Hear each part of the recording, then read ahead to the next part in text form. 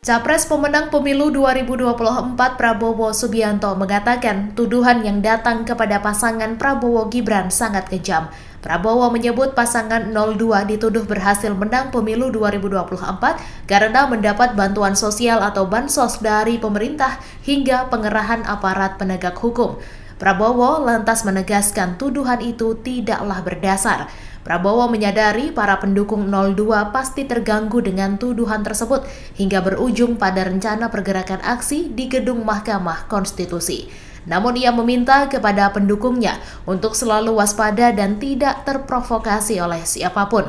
Prabowo juga meminta pendukungnya membatalkan aksi di MK yang direncanakan digelar pada Jumat 19 April 2024.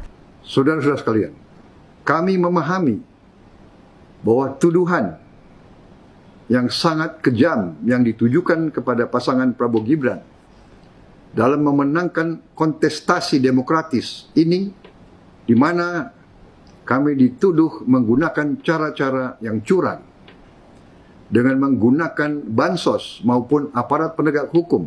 Kita sadari bersama bahwa itu adalah tuduhan yang tidak mendasar, dan kami dapat memahami bahwa pendukung Prabowo Gibran, para pemilih Prabowo Gibran, sungguh amat terganggu dan memiliki reaksi yang cukup menyentuh hati terhadap tuduhan-tuduhan tersebut.